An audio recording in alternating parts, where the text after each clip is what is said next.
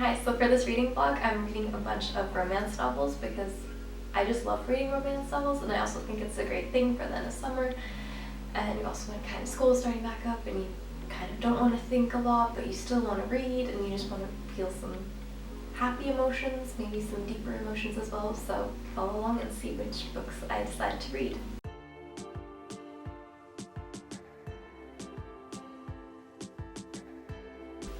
So the first book I read is Honey and Issue's Guide to Fake Dating. I love this one. I think it was the perfect thing. The day I read it, I was traveling back from my parents' house to my apartment. It was a very hot day. My train was running late, and then so I was already delayed. It was not the best day. It was a very exhausting travel day. So I just wanted something light that I could read and be happy with. So I read it on that day. I read it in the train, when I was at the airport, and then in the plane as well. And I finished it like right before I landed, so it was perfect. So Honey and Issue's Guide to Fake Dating is about Honey and Issue, who are they're both Bengali girls, and they're so cute. So Honey is quite popular, but when she comes out to her friends as bisexual, they don't accept her, or they don't believe her, to be honest. And Issue is getting excellent grades, but then her sister kind of dropped the bombshell, and now she wants to kind of accentuate herself and stand apart and show her parents that she's still the same person that's making them proud. So her goal is to become head girl, and that's kind of how the plot ensues. And to achieve their goals, they start fake dating, and of course, it's a fake dating trope. We all know what happens. It's also Grumpy Sunshine, which is one of my favorite tropes, so it was just very sweet all over. I really enjoyed it. I thought it was good that there was character growth throughout the book, but at the end, the characters themselves are unchanged. They don't do a complete 180, they just grow as people, and it's really lovely to see that. The romance was also just really cute. There were definitely some deeper themes. I thought it was very, very well handled. It was really interesting to experience their culture as well, as it plays a really big role. I heard about all the characters. I thought it was very mature how they went about things, or it was age appropriate, let's put it that way, how they dealt with their emotions, and there was no frustration in terms of like just communicate better. The only thing I'm not entirely happy with is the ending. It felt a bit rushed. So I would have liked to see that extended, and there were some parts, I don't know if, I need to look up if there's a second part or something to the story, because there were some things that I think were left open at the end, which fit the story, but I would have just liked to know more about, just because I'm curious. But overall, this was a really fun read.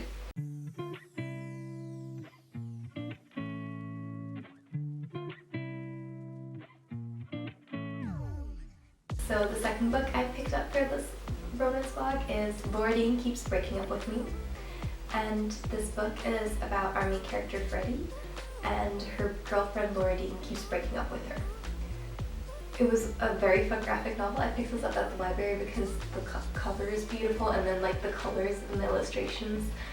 The art style is amazing. I love the color palette. It was such a fun read, honestly. I also read this in one day, and basically one sitting. I just sat on my couch and read, and it was lovely because I was kind of in a reading slump after reading quite a lot in July and then traveling, and this was perfect in getting me out of that. I'm being honest, I didn't care that much about the main romance. I just did not like Laura Dean at all.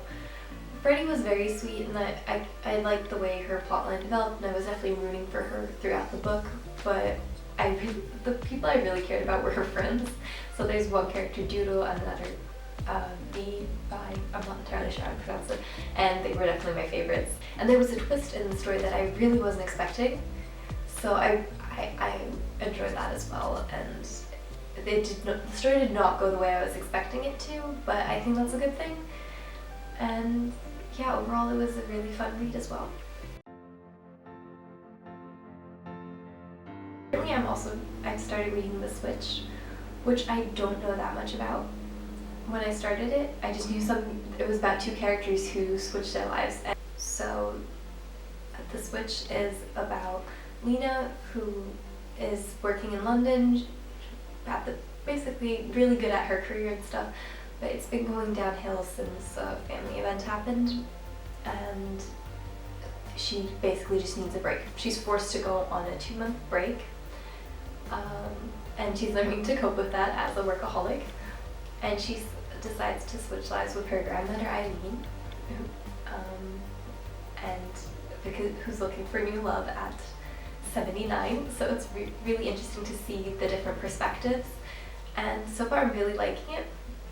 I'm still quite at the beginning of the story, but I can definitely tell where there might be some romance coming in.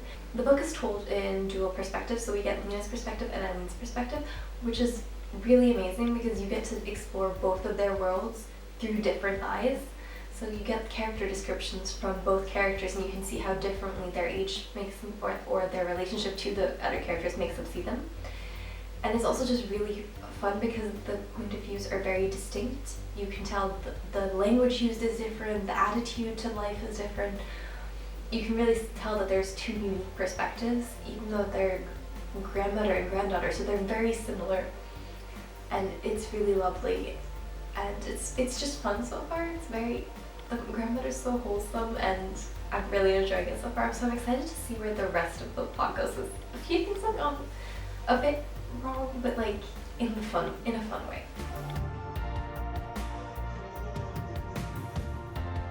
So I recently finished The Switch by Beth. I really enjoyed it, and the characters were really fleshed out. I'm not even sure if I would necessarily classify it as a romance novel, because romance is a big theme. It is about dating and stuff like that as well, and the romance is very cute, but I find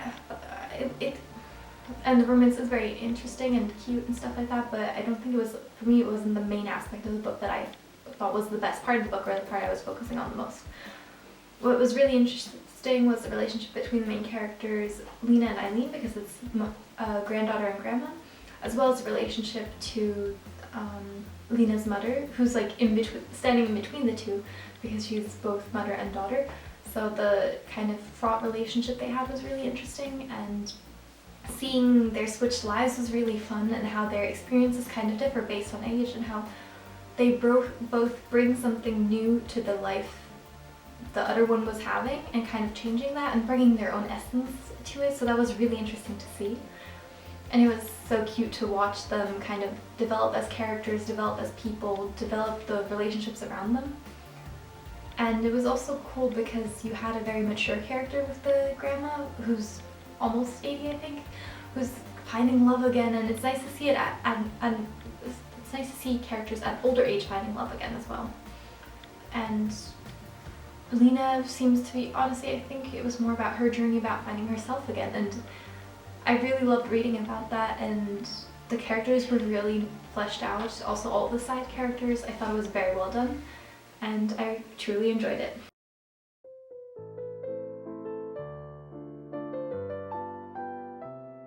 So the next romance book I will be reading is The Last Letter from Your Lover by Jojo Moyes. I've read a bunch of books by this author. Maybe I've even read this one. I don't actually know, because I read a lot of them. I borrowed from my mom, who borrowed them from a work colleague, so they were in German as well, so I'm not sure about the translations of the titles. And I think I've only read a collection of her novellas in English, so I'm quite excited to read this one. And it's just nice to get back to an author you really enjoy. So I'm excited to pick this one up next. So I finally finished reading The Last Letter from Your Lover, and it took me a lot longer than expected. I was hoping that this reading vlog would be like, oh yes, a quick thing of reading romances before I get back to classes, and then classes started and I was still reading this book. But I finished it now. It's definitely very slow paced, and it plays in two timelines. So there's one in like the early 2000s and one in the 1950s, 1960s.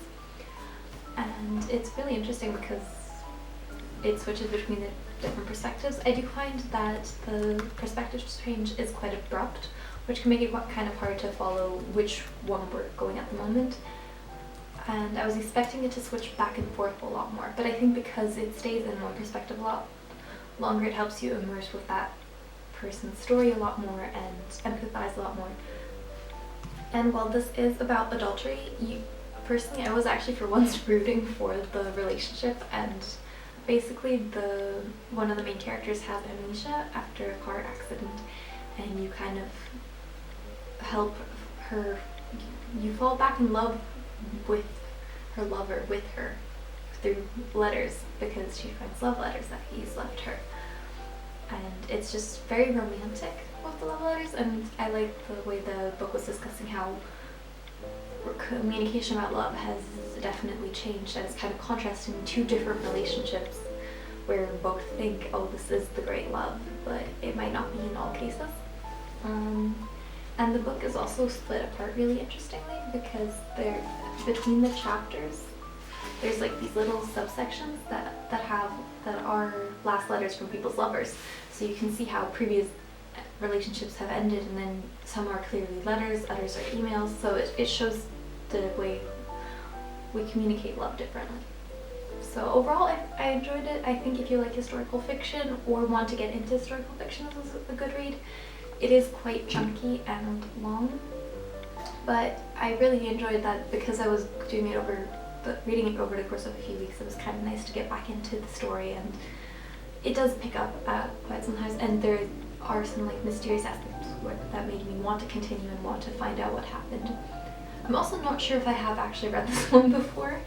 I'm still not sure, because it would have been almost 10 years ago, I guess.